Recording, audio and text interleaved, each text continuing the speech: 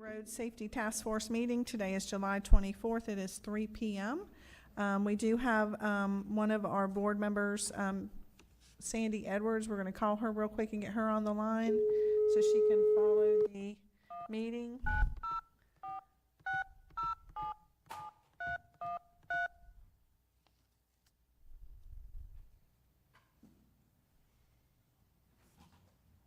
Let's see if we can get her involved.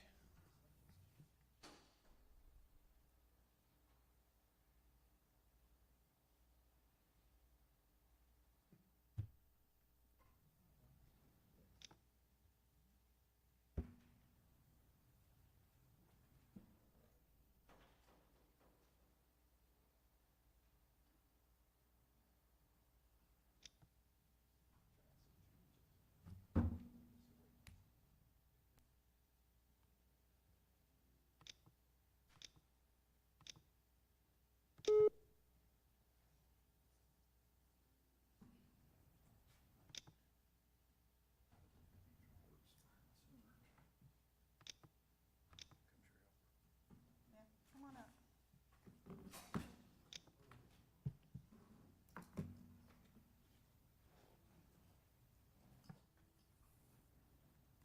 Couldn't hear on speaker.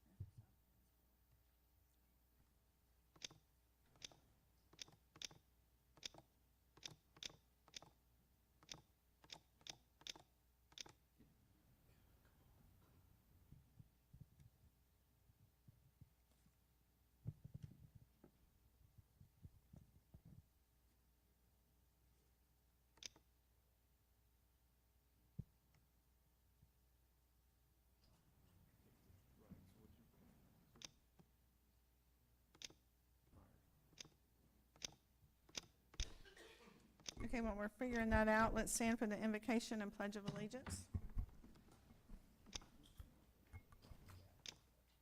Dear Heavenly Father, thank you for this day. Thank you for bringing us all together to help us move Putnam County forward and in a good direction, trying to work with our safety task force and trying to improve the roads in Putnam County. We love you and we thank you for all the blessings you have given us every day. Amen. Allegiance to the flag of the United States of America and to the republic for which it stands, one nation, under God, indivisible, with liberty and justice for all.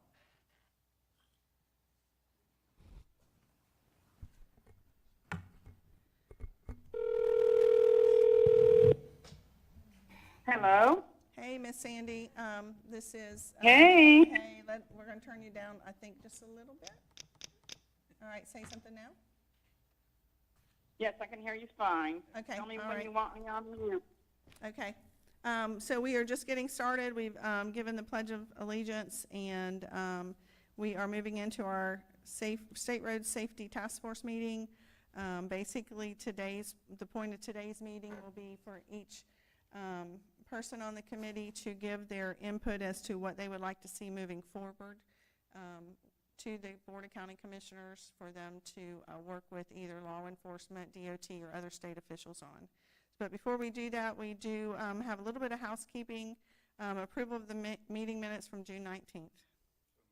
So moved by Mr. Leary. Do we have a second? All in favor, say aye. Aye. All right. With that, we'll go into, we have a presentation before we get started from the Sheriff's Department with Sergeant Higginbotham. Sandy, you won't be able to see it, but he has some news to share with us.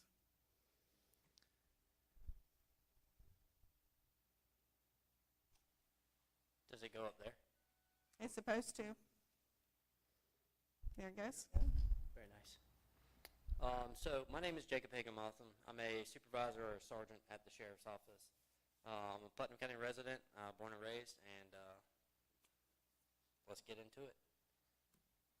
So countywide, the reason why I'm up here doing this is I was named as the supervisor for that newly created traffic unit that the Sheriff's Office just created. And countywide, we've had 3 social media posts during the month of July, 2 traffic unit operations, July 3rd and July 18th, and there was a statewide campaign, Operation Southern Slowdown, that we participated in last week.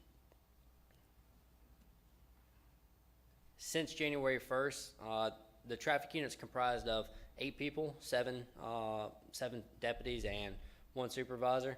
So since January 1st, as you can see right here, these are the results of the traffic unit. Wow. And everything that we've contributed since January 1st. As you can see, we've had 17 DUIs and over 1,500 traffic stops, only resulting in 698 citations and 518 warnings.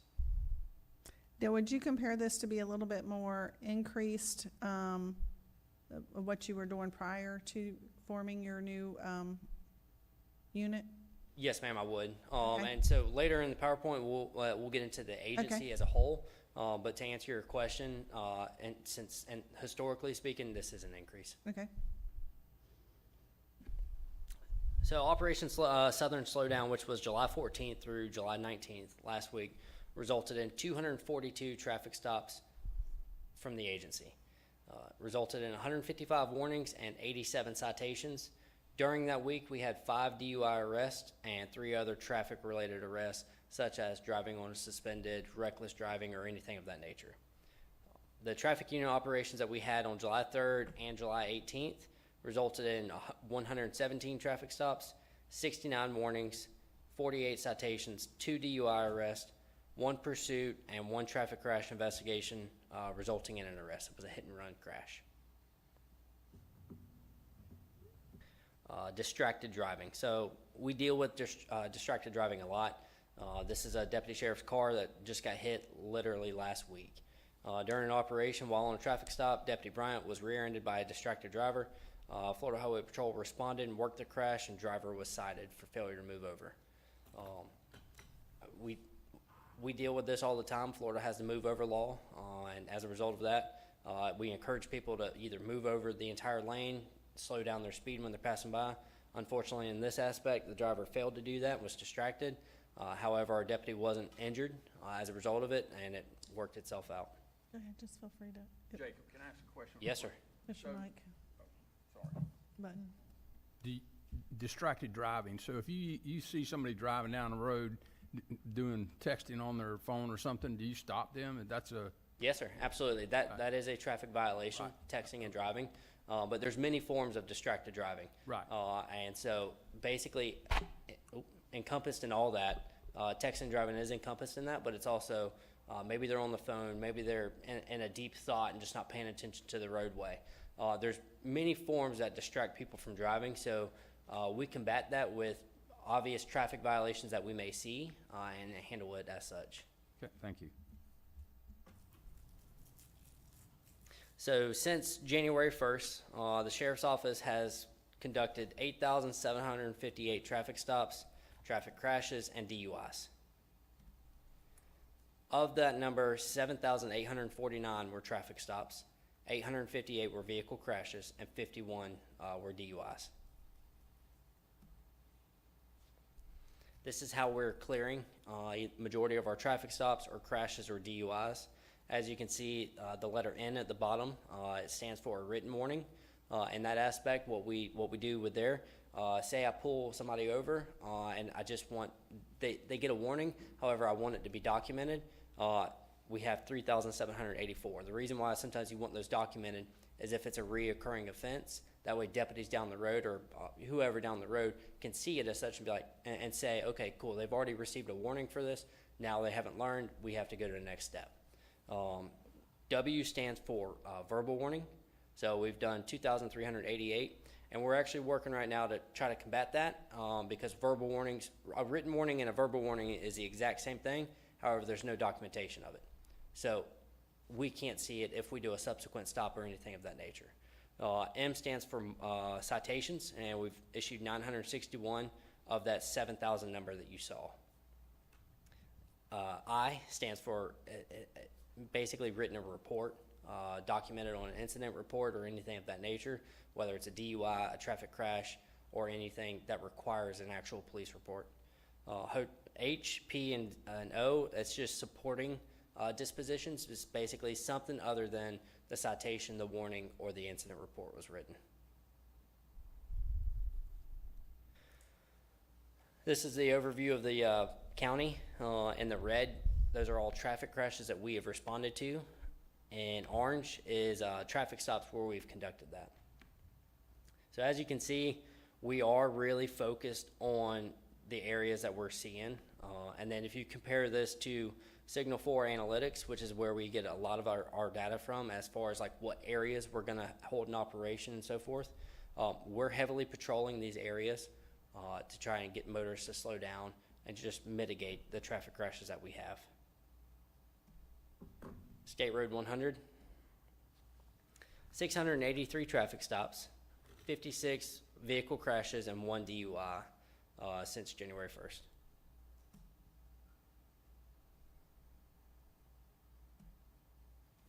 And then same thing, this is the map of State Road 100 showing vehicle crashes and traffic stops. Just again, as you can see, we're preventing them just by mere presence, but we're also by enforcement. Now I'll open the floor for any questions. All right, were there any questions? Yes, go ahead. So the Department of Highway and Safety and Motor Vehicles, Dave Kerner, the director, he had the troopers working extra here. Is that Yes, sir. still occurring, or are they kind of backed off?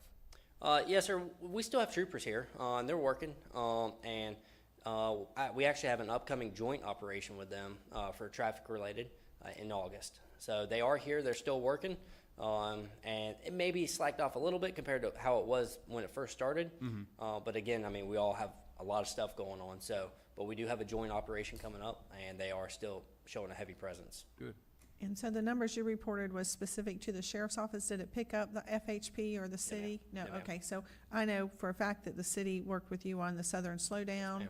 and so did FHP as well? Yes, ma'am. FHP as a whole entity participated in it. I don't have their stats from Putnam County, but yes, Palatka PD also participated in it as well. Yeah, so those numbers really are probably even higher It's if we higher. were able It's to higher. include their numbers as well. Yes, ma'am. All right. Yeah, I don't know. I don't know. What was it? Give warnings. Do what now? Go ahead, Terry. Highway Patrol, they don't give warnings. Go ahead. And please don't think I'm cold-hearted, but why are we giving so many warnings on 100 when there, I mean, I'm sorry, I'm one that has been hit head-on. Yes, ma'am. And still suffering from the crash. Yes, ma'am. Why are we not writing more citations? Because in my view, that's the only way anybody's gonna learn on Highway 100. Yes, ma'am. I appreciate the question. Quite frankly, the answer to it, somebody's behavior when we get them stopped and we're Right. up there talking to them, they come off very remorseful. The majority of the time they think the speed limit's 70 miles an hour, and so forth like that. So it's a bit confusing for them, or just confusion on their part. And a warning seems to be sufficing it. I can name on, maybe less than 10 times where I'm pulling people over on State Road 100 and they have previous traffic stops on 100. It's indicating to us, because that's not happening, that the warnings are working. Okay. And I mean, it's not our mission to issue punitive, costs and everything associated with that with every traffic stop. However, I mean, it escalates. So if the warnings aren't working, then yes, we're punitive. Here you go, learn your lesson, and so forth. But from what we're seeing, the warnings are working, and for the ones that aren't, or we're having time and time again violations of it, yes, ma'am, citations are there. Okay, thank you. Yes, ma'am. And so you definitely have seen an increase as well in when you're stopping these people, you're seeing other problems that they've had. Right. Because I see you picked up on a hit and run that actually occurred out in that area as well, didn't it? Yes, ma'am. So that happened. The crash happened during an operation, and so it's kind of my opinion of it. I want us to develop a need for a full-time unit because traffic is something I'm very interested in, especially for our county. So by showing a need for it, we handled that hit and run investigation, fully investigated, ended up resulting in an arrest, and it worked out beautiful. And so using that mindset, I mean, we're pulling people over and we're seeing all kinds of history with them. We're getting drugs off the street sometimes. And you never know what you're going to have when you walk up to a car on a traffic stop. I mean, they're so random. Right. And I know stopping people sometimes necessarily isn't popular, right? I mean, people don't like to get stopped, but it's a necessary for our community because as this group has learned, including the sheriff's office, is the statistics and the numbers. And, I mean, I think we were all blown away when we started receiving the data as to Putnam County. Some of it, there was some anomalies, and some of it wasn't quite reported correctly, because it took snippets out of certain time frames, and I don't disagree. I mean, after I got into it, I understood. I mean, even DOT said that. They said you just took a snippet out of this, but if you took it overall, the number's a little bit different. But still, they were large numbers. And then to see the amount of DUIs, and one of the questions that I had asked Undersheriff was about the DUI stops, and he explained to me, you have to advertise those. They're not as fruitful. Truly pulling people over with just a traffic stop and, with some kind of they didn't turn their blinker on, they were speeding, whatever. Right. That ends up being more fruitful sometimes than setting up a DUI. And if you want to speak to that, Sheriff, that would be fine. I am very appreciative from this group, and I think all of y'all are, of how it's already increased and what we're seeing in the community. It's definitely making a difference. I mean, the goal, I think, for everybody is to lessen the fatalities for sure, and just accidents overall. And we knew when we started this that this wasn't just going to be, this is just road safety as far as the physical, we need more stop signs, we need better speed limit signs, we need whatever it is. I mean, we'll get to that, but at the same time, a huge part of this was also enforcement. So I want to say thank you guys for listening and really stepping up. Under Sheriff Blunt, thank you. I know that, I'm sure we all feel that way, that we are very appreciative. And Highway 100 isn't the only problem. It just seems to be the biggest problem. And I think it was Ms. Ryan's husband last time that was talking about the speed limit out there. And he's not wrong, because when you have a section that says 60 miles an hour, you're going to go 65, 70. You are. That's just the way it is. And so, but at the same time, it's hard to want to go too low on that, because and I know you've seen that too, is that and you probably had people texting and calling you saying, what about the slow people on 100? Oh, yeah. They're causing problems too, because they do. And then when people are going 45 on 100 or 50, the traffic backs up and people start going around them. They start passing them in no passing zones. And then we have a dangerous situation. Yep. Yep, go ahead. Do you all give tickets for is there a minimum speed limit? Like if So, somebody's doing 40? yes, sir. To answer your question, there's a statute, it's called impeding the flow of traffic. So when somebody's going such a slower speed than the actual speed limit, that they're impeding the flow of normal traffic, then that's an issue. Gotcha. And so, yes, I hear it for left lane violations when, people do the weigh scales, and it's constant. So, there's a whole slew of traffic violations. I mean, the traffic statute book is like that thick. So, there's statutes out there for everything. But yeah, we hear it all. So I know there was some stuff on social media recently about this new unit. You want to talk specifically about that? I mean, Absolutely. So the new unit was formed effectively like July 1st. It's comprised of 8 people, like I said, 7 deputies and 1 supervisor. We're all doing it on a kind of a part-time basis right now. What I mean by that is our full-time job as deputy sheriffs ranges. Like for instance, I'm a patrol supervisor, but we have people who are civil deputies, administrative deputies, other patrol deputies. So that's our full-time job, and we're doing this on the side.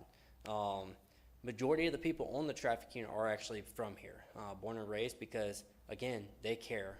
They've had friends and family members affected by these traffic crashes, just like I have, just like probably all of us. And so with that, the unit was comprised. And the selection of who was on it and stuff, not only from a professional basis, but also a fiscal. We don't want somebody to come out here to spend taxpayer dollars that are just going to sit underneath a tree and not be productive and pull cars over. So just using that mindset, we also selected key individuals too that actually contribute to the unit. We've had 2 operations so far. We have another operation coming up, a joint operation with Florida Highway Patrol.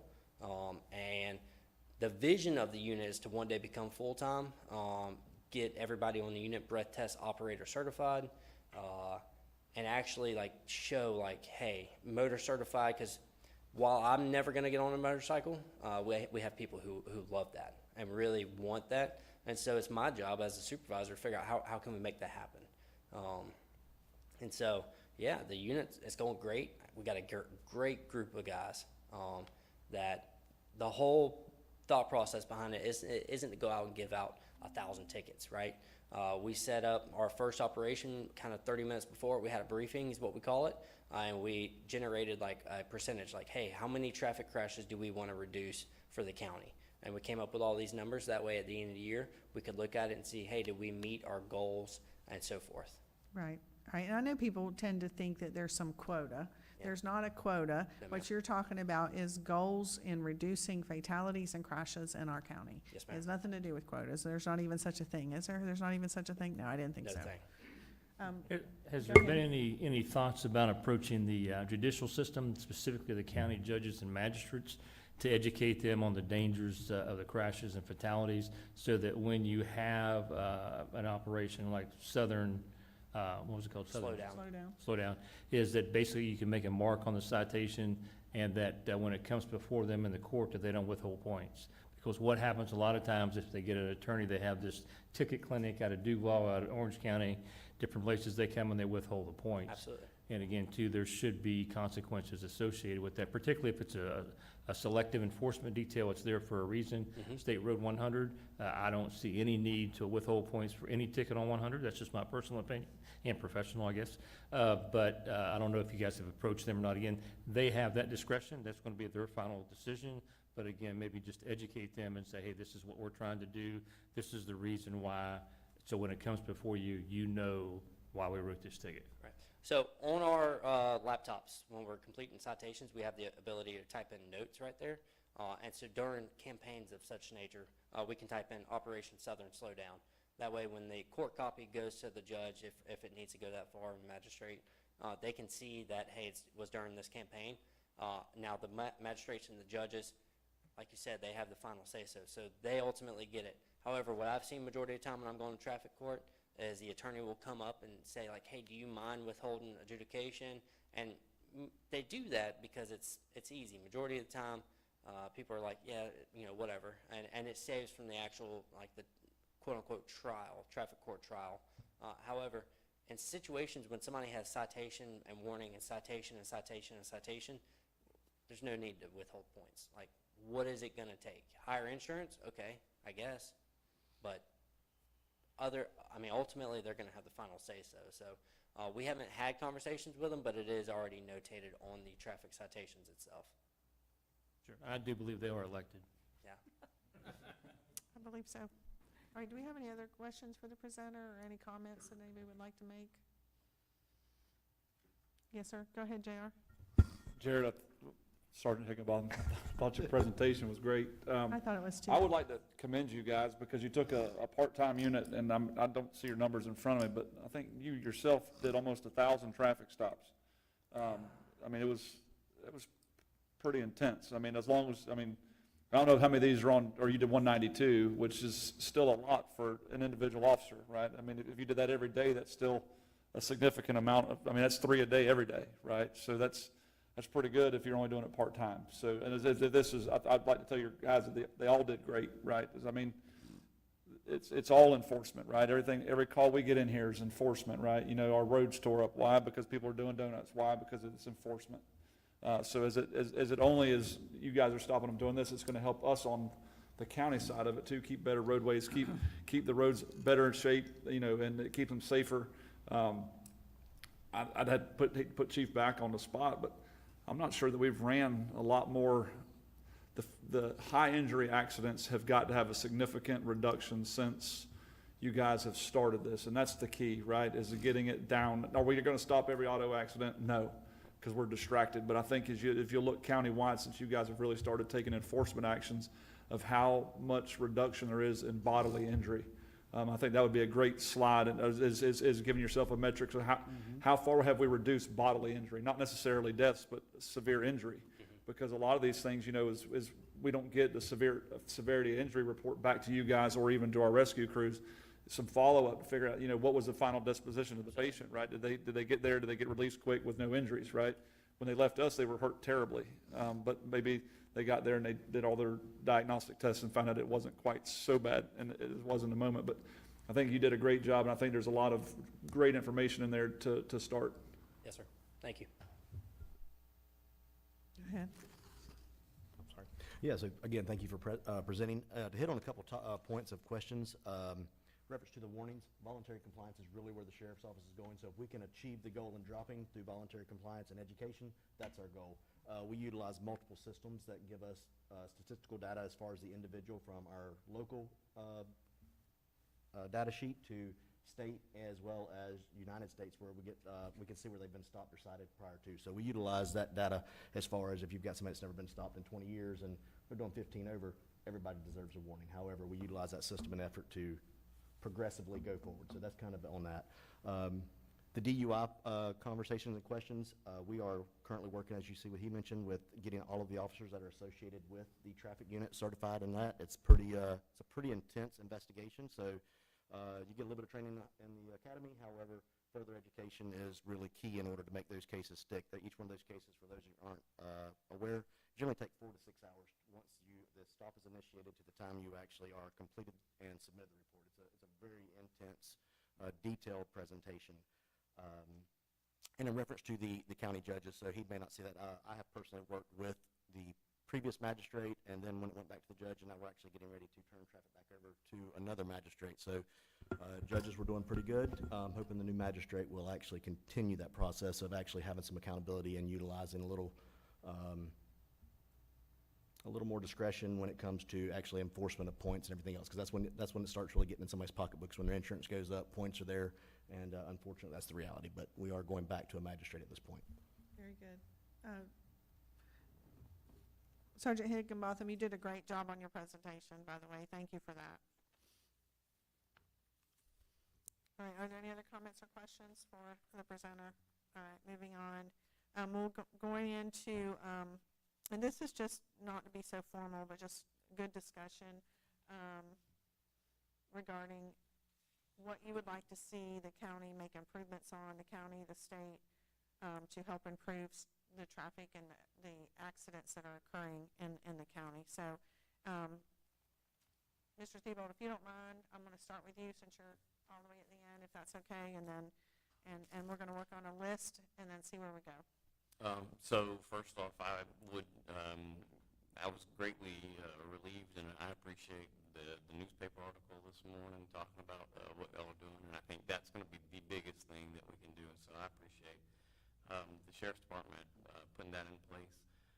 As far as kind of next steps for us as a county, I'm all in favor of education, as far as educating the people in our community about the importance of not being distracted and the importance of slowing down and following the rules.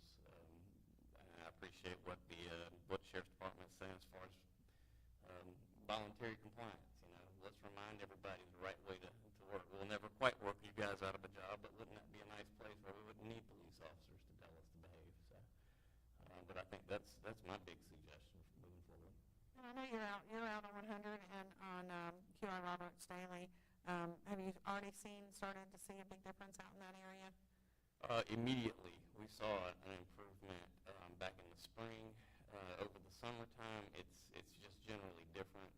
My traveling patterns are different out there, so I haven't been able to notice as much. But I look forward to us starting the school year here in about 3 weeks and seeing how that can continue to be a presence out there on 100 to keep our kids safe and our family members safe as they're traveling to and from the school. Well, I think it speaks volumes that as a committee, we've already done something by awareness. It's already helped, and we weren't sure where this was going to go when we started it, and we threw it out there, and you guys have all volunteered and stepped up, and it's just trying to figure out what is it we can do, and to your point, a huge part of that is going to be the awareness and the education portion of that. Chief, what you got? Just like Mr. Theobald, we've got to do education countywide. I don't know how that exactly looks, whether it's somehow back into the school systems or just more campaigns or a combination of both. The other thing that I've been thinking a lot about, and kudos to the traffic unit and being voluntary, but everybody knows that FHP gets more to work with as an interstate. That's common knowledge. Well, we're fixing to open an interstate 15 miles north of us very soon.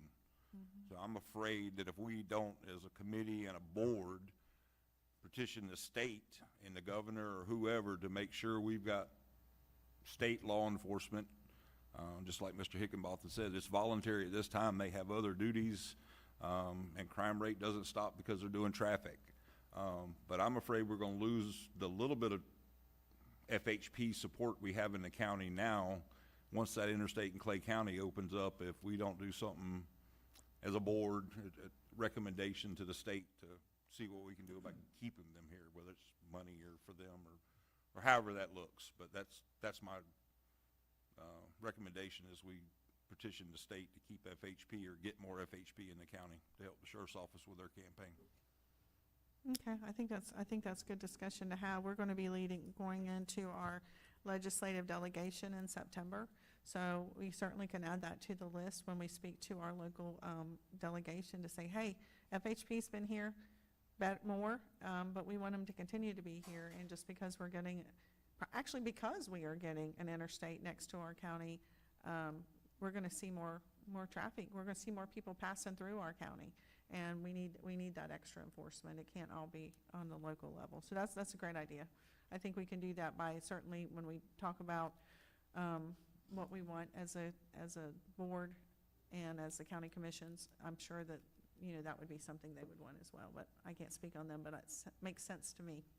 So thank you. Mr. Coates, what you got? Madam Chairman, I've got a couple things. First off is that I think the task force, the letter would come from you to send the letter to the sheriff's office, FHP, Palatka PD, and just encourage them for collaboration. It seems that that's already in works. Yeah. But again, we've talked about it, I think, every meeting that we've been here, and again, just to reinforce that to everyone involved. Also to send a letter to the school board to try to inject some more safety initiatives in the school. I know that Mr. Theobald talked about that there are some resources through FDOT that provide for free. And again, I know there was, you and I have had some conversation about the community traffic safety teams. Some think that that's not worthy, but they provide free information, free materials, and free things for schools and different things that would be a great resource to use as well. And then I'll say it again, and I know I'm probably the only person on here, is that for the school board to consider shuttering QI Roberts, because of the dangers involved of the staff, the faculty, and the students driving State Road 100 daily, and again, to reduce the potential risk for them to get involved in an accident and or serious injuries or fatalities. Okay. And then lastly, to continue our meetings at no less than a quarterly meeting, and maybe twice a year or something of that nature. Okay. Yeah, I hadn't thought about that. I was sort of thinking we were going to wrap it up, but your suggestion on that is that we just meet once a quarter or either twice a year, just to keep our finger on the pulse, so to speak. Correct. Thank you. All right. Mr. Leary? Thank you, Madam Chairman. We were all celebrating after the legislative session the bill that was passed that required driver's education until we found out that it didn't include actual driving experience or education. So basically what that is it's just they go into a classroom, or it's all paper related. They never get behind the wheel, and I think that without that we're missing the whole point of what driver education is about. There's got to be an experience. I mean, obviously you can't just take a test and know how to drive. And so in our board, or the school board meeting earlier, there was a consensus of the board that we look at putting either a resolution or a recommendation, or make it one of our legislative initiatives to do a glitch bill, or either amend the bill that was passed this year to add the actual driving component to the education course driver education course. And so I was, very surprised that wasn't part of it. And most all of us here, I think there might be somebody younger here, you know, we did a half a semester of driver's education. And, you know, mine was Mr. O.C. Henderson from over on the north side, and he had a barbecue place, a little barbecue stand, and that was really good. We get to drive by there and get some barbecue. But it really is something that is needed this day and time because of all the different things, the distractions and the cell phones and, you know, all of the components of what go into distracted driving. I believe, you know, our younger adults in many cases experience that more, or Oh, yeah. and so that's my priority, and whether or not it's you know, presented to the legislative delegation or not, I'm gonna try to work with Dave Kerner, who's an old friend of mine, a former legislator, and see if we can't, you know, see if the Department of Highway Safety and Motor Vehicles will in their legislative packet, you know, would include that. Well, it's probably, my guess would be it was probably because if they said it, then, you know, the school districts would ask for funding for that, and they don't necessarily want to, are they leaving it up to the locals? I mean, the school district could still, even though it's not a requirement in statute, that you guys could still offer a Right. course which includes driving. We don't do any of that anymore, do we, Joe? I mean, except for maybe in the summer? Yeah. Yeah, so. Right, yeah.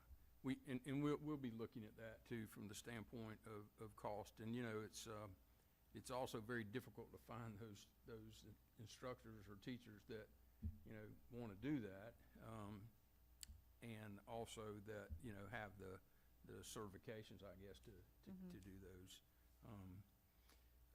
The second thing, and I'll, Mr. Buckles asked me to, you know, to present this to the committee, and is the traffic signal at Highway 17 and Palmetto Bluff Road.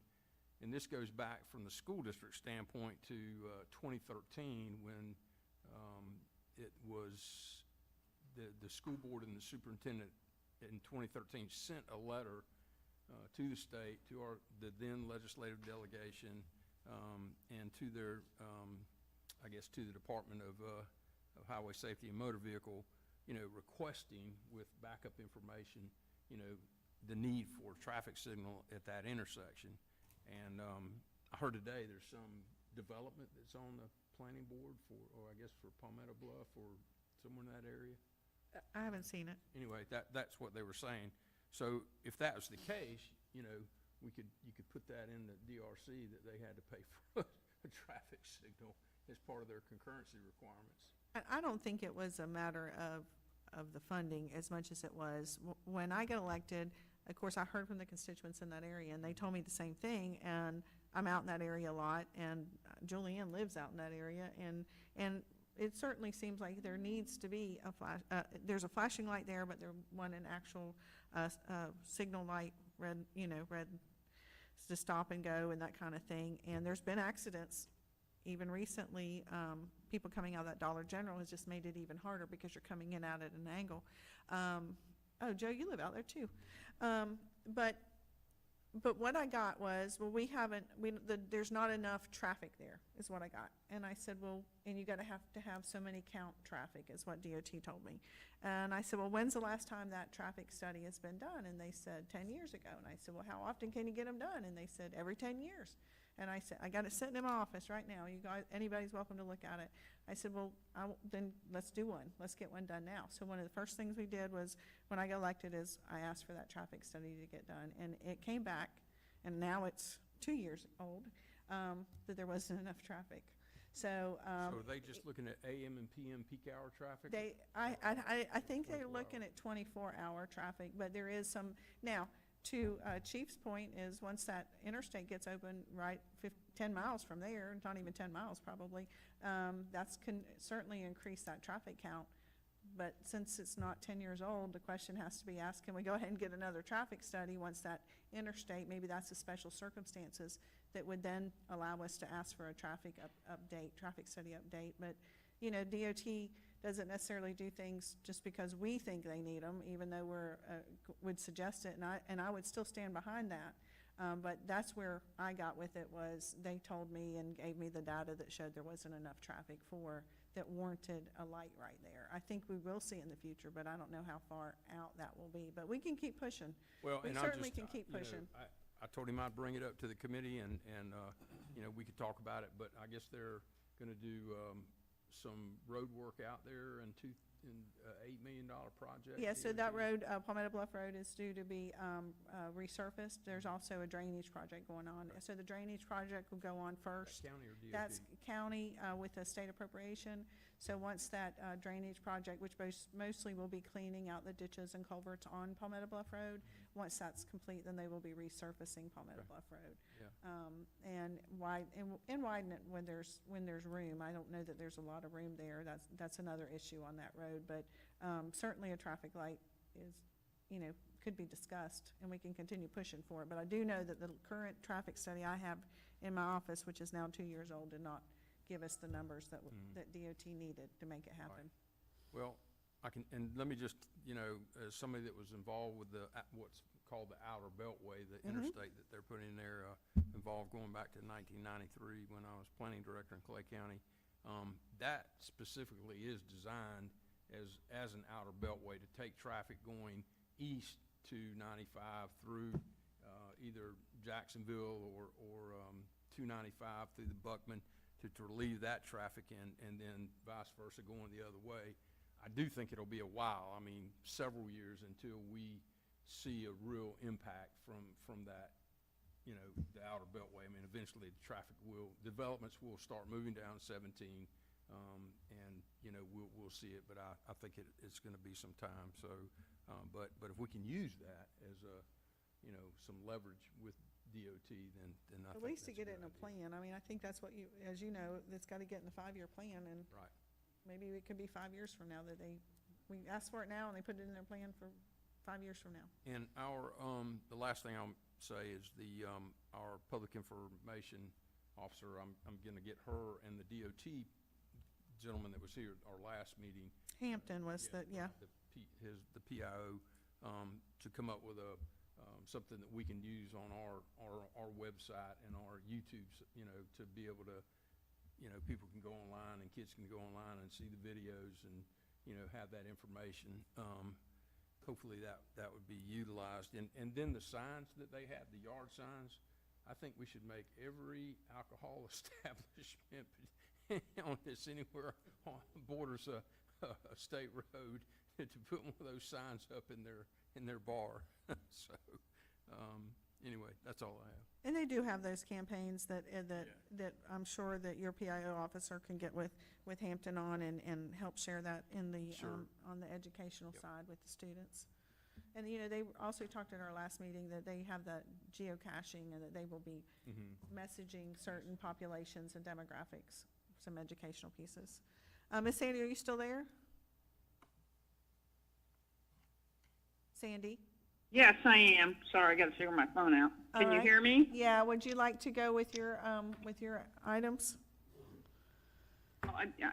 I'm all for the on the FHP being more involved, because you know how it is. You pay attention and you drop your eyes, and you know what's going to happen. It'll just go away, and this will start all over again. So, if we need to look at specialized funding for that, or whatever needs to happen, I really feel like that should be a presence that's there for a long time.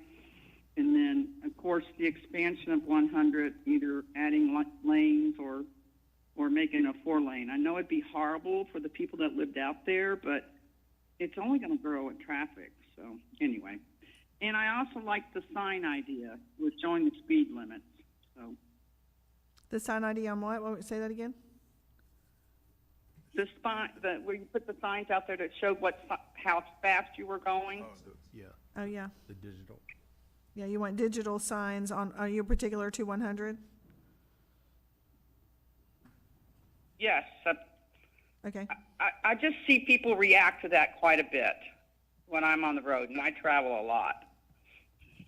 Okay.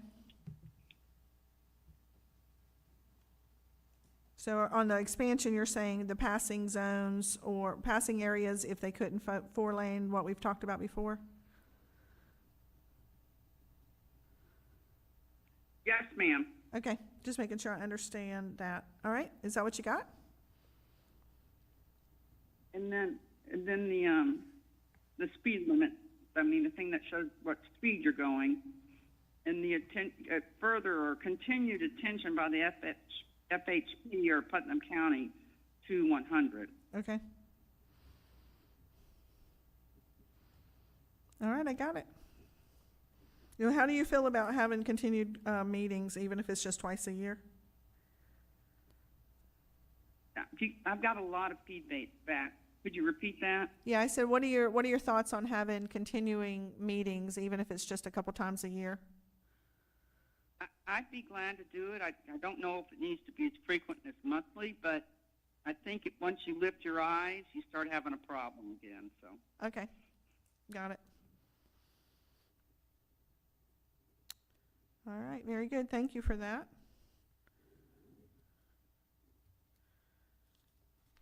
All right, I'm going to start at your end with Mr. Suggs. Thank you, Madam Chair. You know, when we started this, we were talking about a very specific area. We were talking about 100. We had a lot of conversation from the sheriff's office as well as our public safety representatives about the inability to do certain things on Highway 100. First of all, I want to say commend Sergeant Higginbotham for the information here today, because as what you're seeing is an unintended consequence. You know, it's a direct correlation from what this committee is doing and what we are set up for as to what's happening now countywide, which I think is a tremendous activity for what we're trying to accomplish. So I took my goal, went back to what our original conversation and intent was when we set the committee up, which was looking at ways that we could expand, do different things in some of our more dangerous areas, State Road 100 being one of them, and other state roads as well. So one of the things I'd like for us to consider is working with DOT when they start doing their designs and their scopes for working on the roadways. They've got plenty of right-of-way. We've already determined that on Highway 100 for sure. So I would like for them to start looking at ways to include some type of right-of-way / easement for public safety vehicles, or our fire rescue folks, our ambulances be able to get to the scene when we have an issue, for our law enforcement, whether it be our local sheriff's office, our municipalities, our highway patrol, being able to have room to pull folks over and do traffic stops and do them safely. So I'd like to, that would be my suggestion as one of the things that we move forward from our committee, is to liaison with our DOT folks on the design and layout and scopes of the roads for which they're doing, so we could try to put some of those concerns that we have in there to for life safety issues with our public safety and law enforcement folks being able to do their job. All right, very good. Anything else? No, ma'am. I agree with just about everything that's been said here. You know, I'm going to piggyback on Mr. Leary's comments. I can't imagine why we have any legislation that talks about driver's education without any actual driver's education.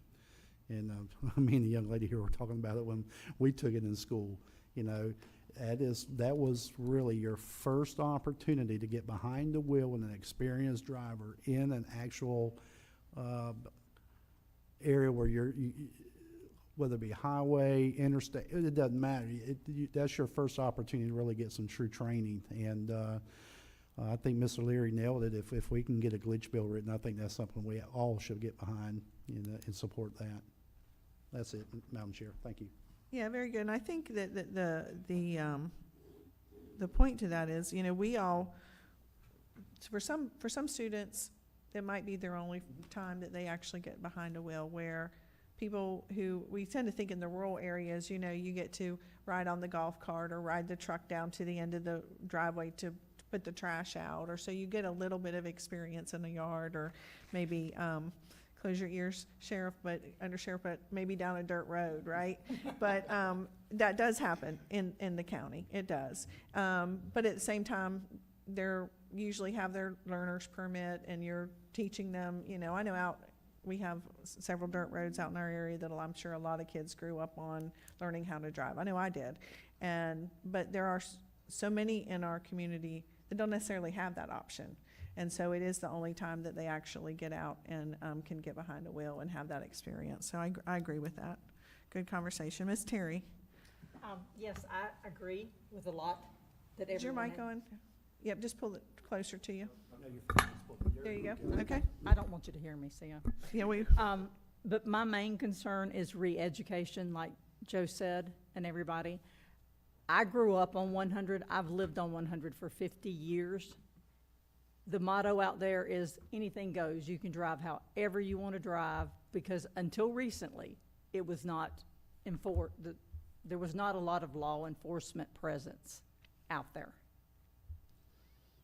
And we've got to change that mindset, because, I mean, even when we're doing, like you say, the speed limit 60, we set the cruise control on 64, and we've got 7 or 8 cars backed up behind us just dying to go around all at one time. yes, ma'am. And until we re-educate that 100 is not the place to play, and it's not, because it is a thoroughfare, I don't know if everybody's aware, from Gainesville to the beach. During the summertime, we see more college students going to and from the beach. And then once they hit 207, the traffic just almost diminishes, because they've headed to St. Augustine or Crescent Beach. Right. And, but I would like to thank the Sheriff's Department and FHP for stepping up. They've really you have made a difference. And the reason I ask about the, giving the warnings and stuff, the gentleman that hit me, he was young, he was distracted, he was playing on his cell phone. And while I was in the hospital, my husband did a background check on him. He's 22 years old and had at least 3 reckless driving with no insurance. He was driving that day with no insurance. Yeah. So that's kind of why I'm a little stronger about we've got to do something about these repeat offenders. I know we can't stop them. Right. You can take their license away, and they're still going to drive. Every day, all day. Maybe there ought to be a greater penalty for that, where they have to do, 60 days or 90 days in jail or whatever. I mean, I guess you'd fill up the jail too quick, wouldn't you? We take people to jail daily, still with suspended driver's license. And, the state bond now is $150. Oh, wow. That's the state bond for driving on suspended, $150. So it's, again, you can fill it up, but it's also very, very easy to get out. Right, oh, yeah. But how could you get it changed when a serious injury is involved? Because I know personally, I was in the hospital for a month and had 6 surgeries. Well, I think a lot of it is anything that you want to work with on getting harsher punishments, you have to work with legislation in order to increase those. However, that pendulum swings left and right. And as we've seen right now, we have a lot of things that it's gone exactly the opposite direction as far as the harshness of the punishment. So Right. I think it's going to take time. And again, you've still, as you mentioned, the guy that you was in the crash with, he already had 3 reckless. He already had the points. Sometimes that just, it doesn't help it. So I think we can still find that happy medium, but it would be to work with legislation to get those laws enhanced and penalties enhanced. Okay. Thank you. All right, that's your item? Yes, You're ma'am. good? Okay. All right, Miss Ryan. Yes, ma'am. There you go. My family's life changed on February 25th at about 7 o'clock in the morning due to a reckless driver driving on an inadequate roadway, Highway 100. I thank you so much for law enforcement for stepping up. It makes my heart so happy to hear that the accidents have decreased and the presence of y'all has made a difference, and we appreciate that so much.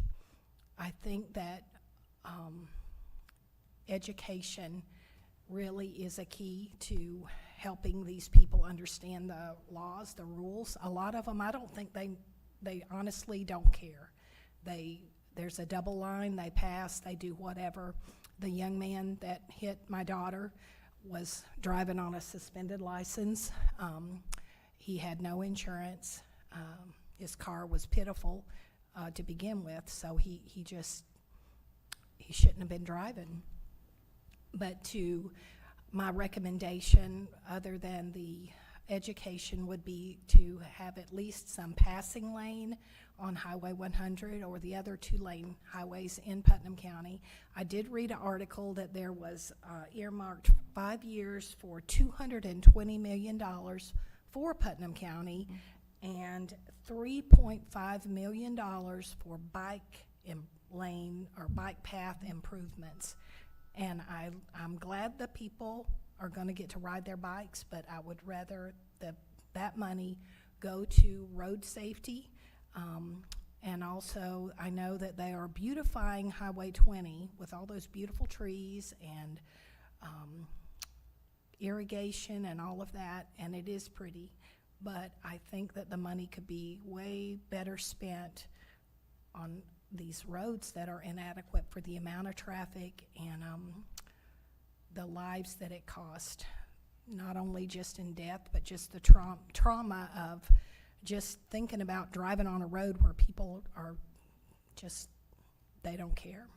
So I do thank this board. It has been incredible to be able to see an improvement, and that maybe that accident that changed our life can change the lives in Putnam County, and that there will be better days ahead. Thank you, Ms. Ryan. I really appreciate that. Undersheriff, before we get on to you, I want to ask you a question that came up today regarding the flashing lights. Oh, I know you're the county and State Road 100 is a state road. Is there an ability to take one of those flashing lights that we have that's a mobile unit to put out there, or we have to get with FHP or the state? Do we have that? Don't we have I've seen them before, because you guys put them in front of Bud's one time, so I'm going to go back to where I came from and say, you're going 45 and a 35. Yeah, I don't know the right word. Speed sensor? Yeah. Can we do that on a state road? We can. And we have one. Right, They're fairly expensive. I think they're roughly around $60,000 to purchase one of those trailers, yes. Really? Yes, they are. Wow. They, for a high-end where you actually can track the data, come back and actually see how many vehicles have passed, the speeds and everything else, they are very expensive, unfortunately. But we have one. They're solar. They are. Yeah. So we have one. We had two. One of them was actually taken out by a semi that veered off the road and took it out, and we're still fighting with insurance in order to try to get that replaced and repaired. However, we do have that. We do have the ability, unfortunately, again, trying to find the time, energy, and manpower to move it periodically, but we do have one, and we are, as part of the traffic unit part-time, as well as some other things that And we're I'm going sure to you probably get requests for it all over the county, and so, people want it in their area, and then it gets moved, and then somebody says, well, wait, I wanted it in my area. We utilize it a lot for, just to be completely honest, when we get a neighborhood that has a speeding complaint. Everybody's neighborhood, everybody's traveling Oh, 100 yeah. miles an hour, and unfortunately, we can't have deputies everywhere at all times. So we take it to that area, and then we can actually see, is there a problem in this area? Or just, most people say 100 miles an hour, and it sometimes is really 40 or 50, yeah. So we utilize it for that purpose, to see where there's a problem, as well as education during that time, but we can actually then pull that data off and then actually research how many vehicles pass through. And what it were the does average make sense speeds. to put it in more residential areas, and because you guys are obviously already out on Highway 100. I was just wondering about, so thank you for that information. Yeah, so now it's your turn. So I'm going to echo everybody else's recommendation for the education. Education is really huge. I think it's, even as of late, this last op we did, we had a young female driver that, as soon as law enforcement got behind, she froze up and stopped in the middle of the roadway. Literally, didn't wait to pull off. We see that regularly. And I think, like we're talking about, getting education back in the schools where we teach them proper driving etiquette, not just in a book where you take a multiple choice question at the end of a survey and get your license. You can't compare to actually getting out there in the seat and having somebody critique you and ride with you and teach you. You can't replace that through reading a book or watching a video. So education in the schools with our youth.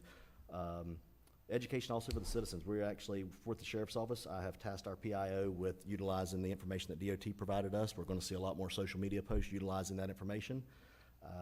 We're also going to see a lot more of our videos and our operations that are posted on multiple different social media sites. Again, trying to educate. It will help some. It's not going to stop all. And then finally, with the enforcement, we're going to have a continued effort with our traffic unit. I've asked them to do a minimal of 2 operations a month. If we can do more, we will be doing more. Again, it's a part-time unit, we have to schedule it, but we're looking for at least 2 or more operations a month. And the second is the continued relationship with DOT.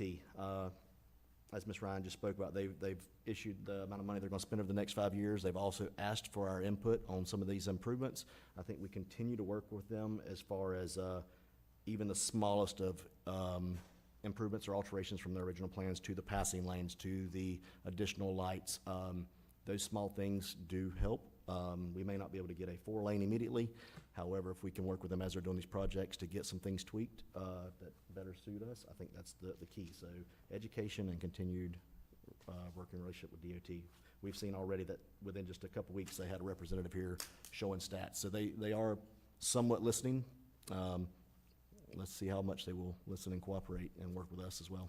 Yeah, they actually have been really pretty good in communicating with me, and they watched every meeting that we've had.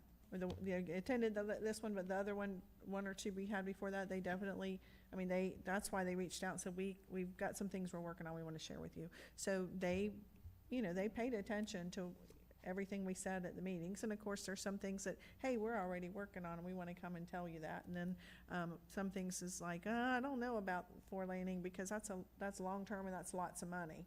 Well, it might be, but it doesn't mean we're not going to continue to push and ask for it to get in the plan. I mean, to get in that long term plan. So yeah, it's absolutely long term. If the state or the federal government came up with $100 billion today and said move forward, I mean, you're talking several years of planning, engineering before you even get into land acquisition. I mean, we're talking this is a 10-year project at minimal if they had the money today set aside for DOT for 100. That's not going to fix it anytime soon. right. It's absolutely a goal, and we should continue to push forward with it. But the small things that we can get, especially with the resurfacing next year, Yeah. getting those offsets. I mean, there's so many areas that I think that they can work with us as well as we can see the benefit. So, Right. So one of the things that I've always wanted and will continue to push for on Highway 100, we have some improvements at Barden Road and 100, and FDOT told us last time that has, they felt like there was, I think the number they used was 61% less accidents in that area. But when you're coming from the Floor Home area, if you need to turn in to Barden Road, you need, I guess that would be Highway 100 going east. There needs to be a turn lane.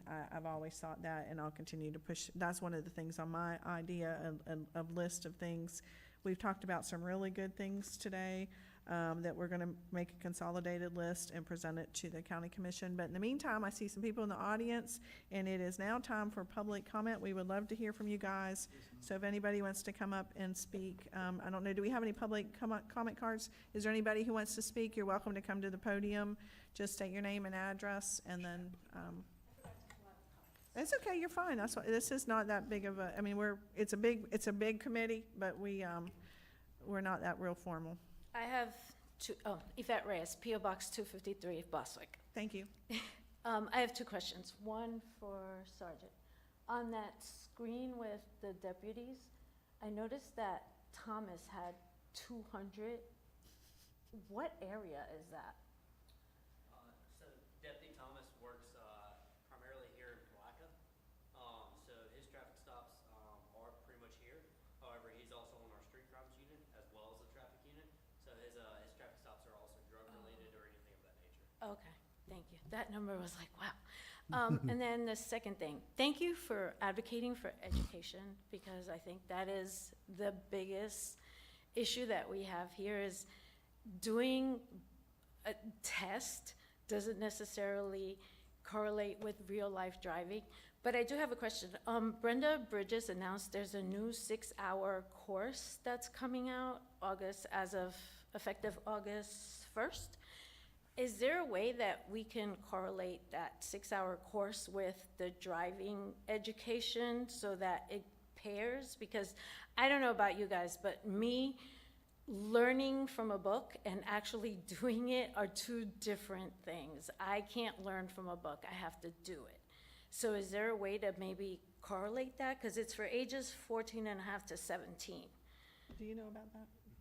She posted it on the tax collector Joe, site. do you know anything about that? As the parent of a 15-year-old, Okay, here we go. I do know that there are some further requirements, but the course is very similar to, I mean, it's an online, you sit there, click and go through the thing. I couldn't agree more. I had the opportunity to ride in a Waymo. I don't know if anybody's familiar with this. There are robot cars, and so you get in, instead of an Uber driver, you have a robot. And that's probably the best example I can give to people to understand the difference between being able to pass a driving test and being able to be a good driver, is that it went 35 miles an hour, but because it was a 35 zone, but there was a speed bump, and it didn't care. It was still going 35. Or, you know, it decided it was going to change the lane, and there was a spot, and so it changed the lane. And there's no way to teach a computer, and there's certainly no way to teach a student on a screen those little nuances of how to drive. You mentioned driving etiquette, because that's what that is. It's not law, it's driving etiquette. And I agree completely. The trouble is that the state's not going to fund it. And until the state wants to give schools the money, because it's not just a matter of getting a car. It's going to be a matter of getting a car, getting a surface to drive on and practice on, getting the insurance required to have kids drive on it, getting the insurance required to have kids leave campus in those vehicles. I mean, it's going to cost money, so it's not something that we can just unilaterally do as a school district because it's the right thing to do. And the state just does not like to fund things that are specifically, I don't know, in my opinion, really good ideas for education. So that's kind of where I sit on that. Jody, Yes, sir. do you remember when we stopped doing the half-semester driver's education course? As a requirement, I can guarantee you it was before 1994, because I never took it, and I got my driver's license then. So, I mean, we're talking in the 80s or 90s. My sister never took driver's ed. She got her driver's license in 1990. So that just tells you how far back it goes. Well, I learned on the dirt roads. Miss So. Yvette, thank you. Yeah. Well, once my kids got their license, I would take them down Barden Road, because Barden Road's so narrow and there's no shoulders. I'd say run off the road, so they could learn how to run off the road and get back on the pavement properly. I mean, truly, I would say take your tire and run it down the side and see what it feels like to pull it back in, and do it without freaking out, and do it without slamming on the brakes, and, you know, on all those things. So, because if you can drive those narrow roads, you're doing something, especially when you got two big trucks passing each other. All right, anything else? Do we have any other comments? Mr. Suggs? Yeah, just a thought, and we have it coming up, so I didn't know if maybe it would be the right venue or not, but maybe we need to have some folks talk at the legislative delegation days that are coming up. Oh, yeah, like a representative from this board. Absolutely, go ahead and get on the agenda as, you know, the safety task force, and not as the BOCC or somebody, but just as a task force, and have some representation there, and have some conversations with our elected officials that will be here on that day.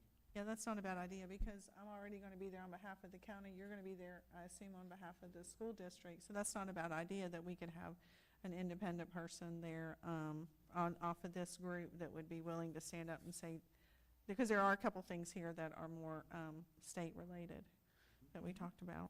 Yeah. Anybody want to do that? Anybody want to volunteer? Yeah, Brett will do it? Okay. All right. So, Brett, I do think, the one thing I would say to you is I do think you're probably the only one who wants to get rid of QI, Robert. So I don't know that you have the support of this board from that. I was going to ask to make sure when he does speak to them, that make sure he leaves that piece out. Yeah, that's what I was going to say. I don't know. I mean, I could take a formal vote if it would make you feel better, but I get your point. I do get your point, but I don't know that, that's just where I'm at. But would you like me to take a vote on that, or? No, go right ahead. The only thing that I will say is that if I had the opportunity to save a life and to do it and not to do it, I don't know if I could live with myself. I understand your point. I do understand your point. But one of the things that we did talk about previously is it's not really, and it could be a student one day, I'm not saying, but it really hasn't been your student drivers that have been in the accidents. Has it? Have you had student drivers that, I know there was one pulling out of your school? Yes, ma'am. We actually had two. This has been 4 years ago now, the same student turning left onto to go westbound on 100 in the same exact spot. Both times got hit in the same exact spot about They a were in month the and a school half. area, right? Yes, in the pulling school out of the zone parking area. lot. Same student, same spot. It was just, I don't know if we can chalk it up to terrible, terrible luck. But yeah, I mean, the simple truth is that every day we're constantly balancing safety with opportunities. Right. We drove here, even though we could have all been on a meeting on a Zoom call, True. because we felt like it was more important to be here in person than sitting at our house where we're much safer. But the simple truth is that we take those risks, and in the meantime, no, we'll just keep on carrying on out at QI Roberts and doing the best we can to be as safe as we can. Yeah, and to be honest, the thing with QI really isn't the state. There's a couple things on our list that are state, and that wouldn't have been one of them anyway. I understand, and I talked to, I belong to the Rotary Club, we had interviews for scholarships. Yeah. Back in May, we actually had, I think it was 3 or 4 students from QI Roberts. As we interviewed them, at the end, I asked, I said, this is totally separate than the scholarship. I said, you go to QI Roberts? Yeah. I said, is that road dangerous? Absolutely. I think I'm gonna get killed on it every day. And we actually had a faculty member, one of your staff members, that got a scholarship. We got done talking to her, asked her the same thing. I said, you travel that road every day. Is it a dangerous road? I almost got killed today. Yes, it is dangerous. And so it's not just me, you know, it's other folks that's there. And again, too, it's about the reason the task force is here is not because the task force was proactive, that we saw something we could prevent. We're here because we're reacting to an event that occurred. If we can be proactive and prevent it, you know, we should, you know, take those steps. Yeah, and I think that's what we're trying to do. I just don't think you got consensus on your vote. Oh, I get you. Yeah, that's fine. Madam Chair, I think we're heading down the right path, if I could. I think you're right. The things that we need to talk about to our legislators are the things that they can help us, you know, and give us some assistance on. And I think education is absolutely one of those things that they can help us with. DOT is another one, and certainly the request for more FHP assistance are 3 of the main things I think our legislators could help us with. But I'm not driving this train, but it's just thoughts that I think we need to narrow our focus of things I think we can get some assistance with.